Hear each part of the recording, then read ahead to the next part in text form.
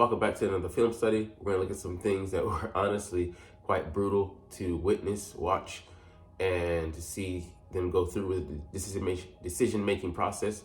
But, some highlights, hopefully, glimmers of hope that we can carry with us into the continuing 3 weeks, 3 games that we have left on the slate.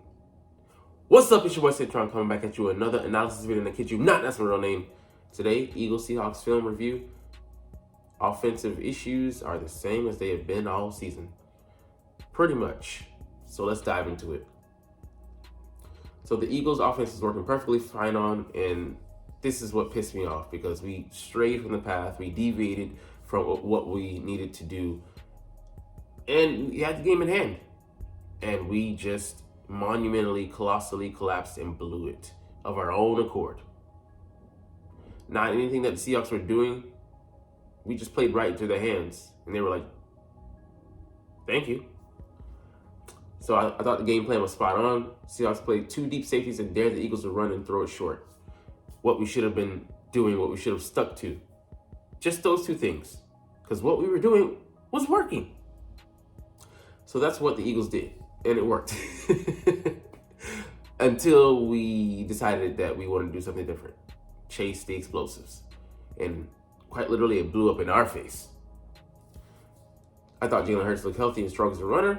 I did as well, albeit he, was diminished because his stamina wasn't there on account of him being sick. And the Eagles had a lot of success with the QB run game because they had the numbers advantage in the box. It was all going well. It was all going well about a week ago. Until the Eagles was like, I see, throw. I see shit, throw. All right. So you can see here, we have the numbers advantage on the edge. You have a blocker there, and, that area there is walled off. Defenders are too far upfield. They're chasing.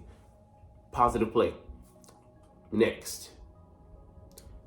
Look at these run fits by the Seahawks. It was like they didn't care about the Eagles running game. Yeah, they were concerned about Hurts hurting them. But, due to all the other eye candy, they had to be held in place. They were frozen like Elsa. All right, I just tried it. And they couldn't commit too early. Otherwise, they would have holes coming in behind them and gaps. And we already saw that, there were gaps there because they run a zone scheme, I think like 83% of their plays. So it felt too easy early on because they made it easy by playing in that 2 deep shell. They left themselves outnumbered in the box. And you're supposed to be the perfect amorphous offense and attack the weaknesses. Whatever they're giving you, you take it. And eventually, you'll get 1 or 2 looks, and you just got to be patient enough to take your shots, in small doses and methodically as well as smartly. Don't make it risky like we will get to later at the end of this game.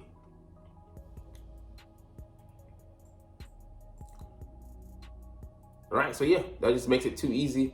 Jalen's holding that guy there. I think that's Wagner, and just Kelsey is able to have a free release going to that area, and he gets over there just to get blocked. So just standard stuff, not anything too complicated, but they made it so easy for us to just gain chunks of yardage in the run game. 10-yard run is pretty damn decent. Eagles run a fair share of RPOs, but I thought this one was a little different. It was almost like a short drop back with the run blocking offensive line. Yeah, I like it. A little fake out there, and the Seahawks linebackers, they're held there, so they're not able to get to the edge in time. So, by the time they're already flowing, and they got up, the O-line got up to the second level as well, we're able to just have the numbers advantage. You can see, bam, they're getting up to that level.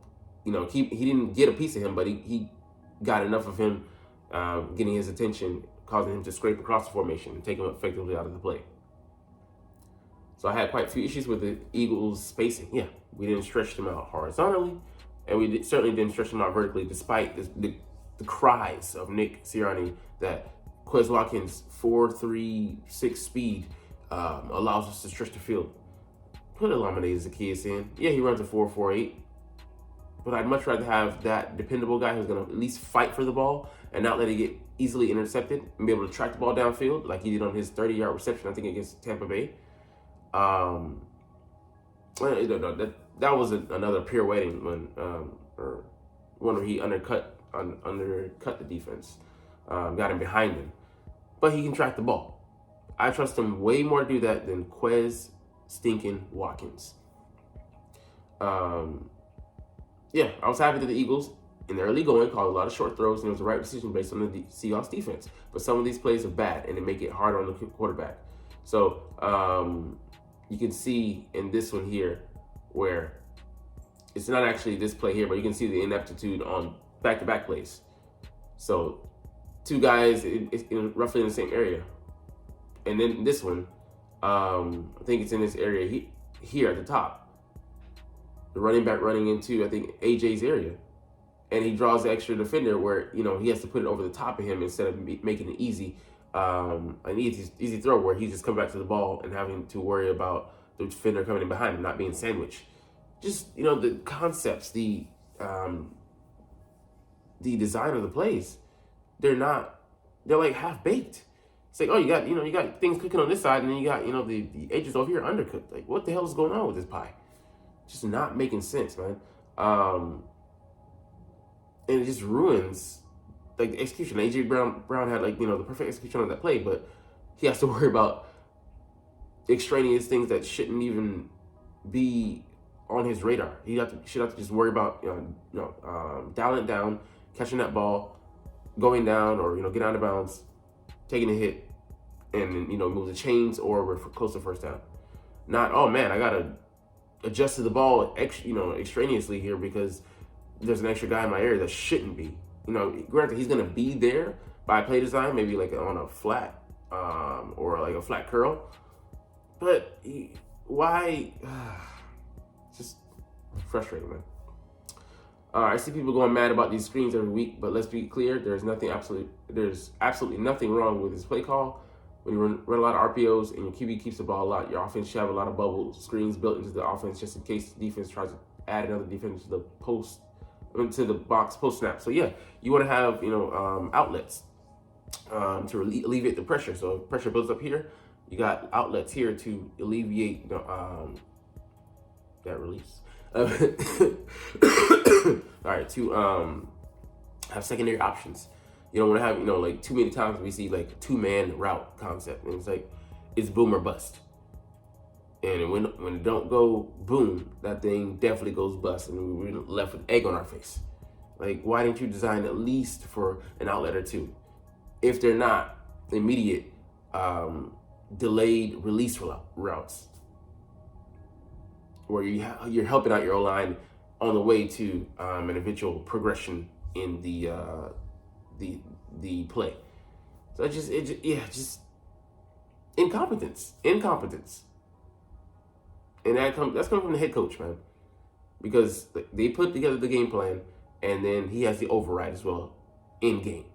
So if we're seeing these things on the breakdown, you're the one that's scheming these things up, designing these. And then you have film on this, so this isn't new. Like the article said, this is not an issue just popped up yesterday. These are constant things that have been happening over and over and over and over.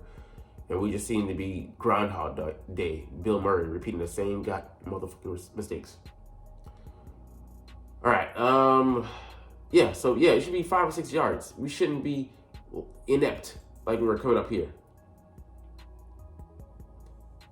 So, Goddard could be a little bit more mobile there, but the guy is right there in his face, not blocked up well, and he didn't even block his guy as well. And we'll come back to this guy. He just had a poor game. I'd want to say this is one of the worst games I've seen a receiver play in recent memory. I know there's been some other games because we've had an epic era of ineptitude at receiver. Thank goodness it's not where it used to be in the McNabb era, but Thrash, Pinkston, Freddie Mitchell, Billy Mullins, those were like your top 4 receivers for Donovan McNabb at the time. Reggie Brown, who shouldn't have been a number one option. We're far and away from that, but Quez, it's just not parse words. He's not good, man. He hasn't been for a while. All right, I don't want to pick on individuals too much, but yeah, Quez Watkins again, his clear out route. Look how poorly it's run. I mean, you still get the result that we wanted, but Smith could have gotten killed. He needs to keep running and not half-heartedly jog. Like he's not giving it his all out there. And you can see his confidence is just not there in himself. I don't know if he feels that they don't believe in him. I mean, but you don't believe in yourself. So, yeah, Devontae could have got killed on that. He goes and makes a reception anyway on this play, where he shouldn't have had that defender peeling back off of that ball. He could have gotten killed, man. And, he's one of our key guys. I'd much rather have Quez out. Much rather. Any given day than Devonta Smith, one of our playmakers on offense out. So, man, just horrible, bro. I haven't posted much about the running game this week, but I thought the Eagles' running game was good. It was successful because the defense was concerned about the threat of Hurts running. We saw a lot of plays like this one last year, but we haven't seen it that often this year. And yeah, it looks like he's healthy. Can't say he's probably 100%, of course, but he looks better than he did early in the season. We'll see if they try to focus on that moving forward. But yeah, look, Hurts here, they're frozen, and it allows the running back to get plus yards because the linebackers are reading Hurts and they're trying to decide, okay, does he have the ball? Does he not have the ball? That extra second of consternation causes pause and gives us the advantage to control their positioning, and by that opening up gaps where they should be, but they're too busy reading. It ain't fundamental. Most of these things could be true. I don't like some of the play designs on the specific plays, and Jalen Hurts has to play better.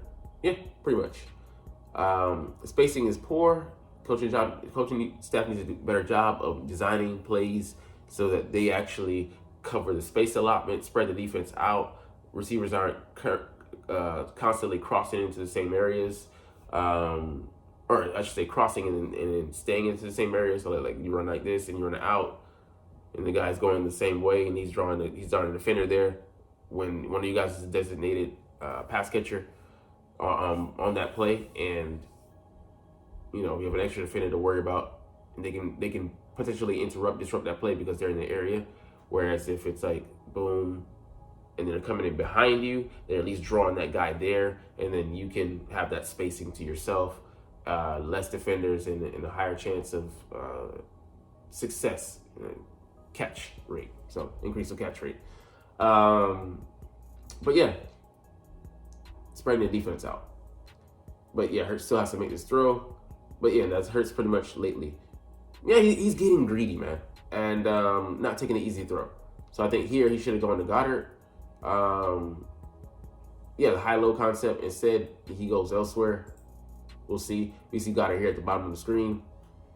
1, 2, 3. Bam. He gets it out. That's a quick, 5 or 6. He tries to, do it himself. He gets impatient, waiting for something to develop downfield. I don't know what he was seeing. I'm seeing here at the top, maybe that's Gainwell. Thought it was could be a mismatch. Or like that route there. I think that's maybe Smitty. It's covered. Because the Seahawks are not going to let us have the explosives. That's what would truly damage them and cause them to be leaky. And they're not going to let that be easy. Let it be that easy. It's not 2022 anymore. It's 2023. These fences have adjusted. They're like, okay, Jalen is good. Let's cut off the valve on those type of plays. All right, so I have so much to say about this play. You can moan about Hurts all you want, but if the coaching staff is telling him to take the shot to AJ, then you should take that shot to AJ. But it's the way he threw it. The ball seemed to run out of steam, and just the wrong placement, back shoulder to AJ, where it should have been over the top because of the way the corner was playing. But it's a philosophical thing. Like, I'm not blaming Jalen on that because I think that's where he's designed.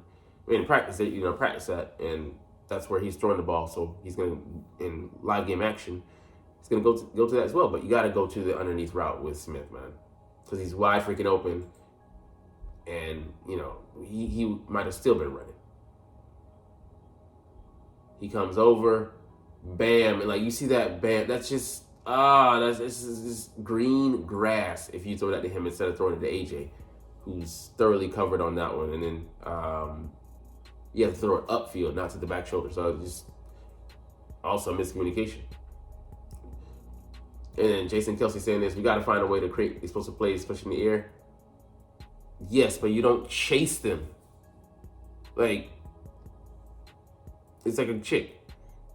If she's not giving you any signs that she's open, why the fuck are you chasing her? Go to the intermediate routes or the short routes that are open. Because deep shots have a low percentage of being completed. Like, take your shots. But if you ain't Steph, you ain't chef, you ain't cooking. All right, I see some people blame Brian Johnson for calling shot plays, but all of these deep shots had multiple options that Hurts could have taken. Decision to throw to Quez here isn't a terrible decision. But like I said, if that was OZ in there, Olamide Zaccheaus, I have more confidence that he would at least, if not track and fight for the ball, he would not let the ball get intercepted.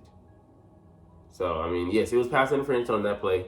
I believe that. You saw the jersey tug.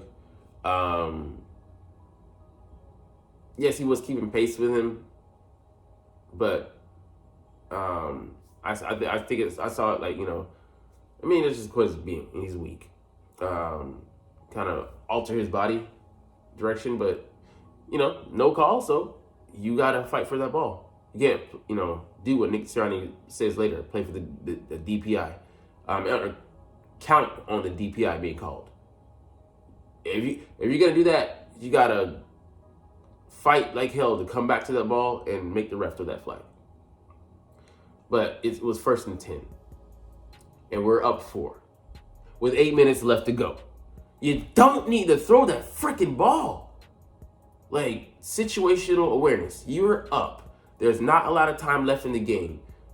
They got to score more than a field goal with that amount of points advantage. And that's what you go to. When you're moving, it's not like we were struggling. Not like we needed the explosive plays to move down the field. We were matriculating down the field. And it's 1st and 10. It wasn't second. It wasn't even third. You had 3 more chances to get 10 yards. And you go with that bullshit. Incredible, bro. Incredible. But hey, explosive plays matter. Ridiculous. So let's look at the play. Like, they didn't even know what the play was being run, him and AJ. And then he loses track of the ball, lets the defender become the receiver, and box him out, and trots back. How do you trot back to the sideline with that bullshit? This was all game with Quez. Piss poor effort. I mean, I can't throw to him. I have no confidence in him. How is Jalen having confidence in him? That's what I'm wondering. Right, Hurts definitely did lose his rhythm at the end of the game. Started panicking, feeling the pressure. I mean, like, not like he's like weak or anything, but he's just pressing. He's pressing, running out of pocket, not letting the routes develop. So let's look at Devonta and Goddard here. They're open at different times, but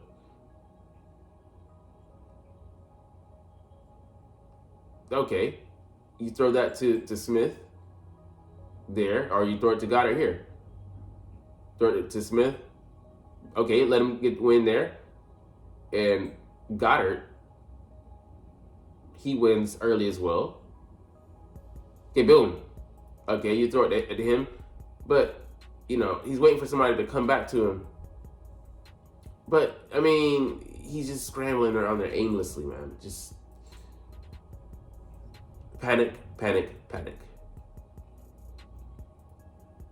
And then you didn't take this risk. got single high, and then Hurts' eyes got big. He lit up. He's looking. He's chomping at the bit, salivating at the mouth. But the cornerback's playing 15 yards off AJ. So yes, it was single high, but how far that throw is, it needs to be pinpoint. It needs to be, the timing needs to be like that, not which it was, and allow Julian Love to play the ball in the air, and they knew that's what we wanted to do anyways. So he was cheating to that side. So it wasn't really the look that we thought we had anyways. So let's just roll the tape. Can see AJ Brown here. Boom, that ball has to be there now. It has to be thrown then.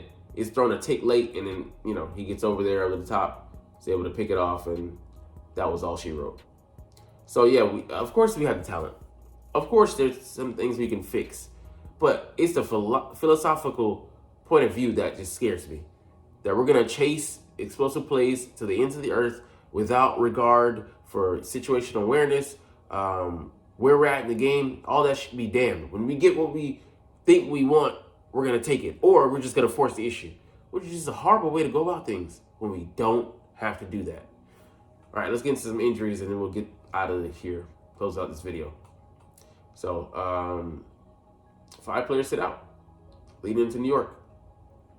So 5 players were listed as DNP, did not participate. Devonta Smith with the knee. We'll see if it's serious or not. Darius Slay had surgery, so obviously he's going to be out. Landon Dickerson had surgery on the thumb. He's going to be out. Zach Cunningham is going to miss his second game most likely. We're thin at linebacker right now.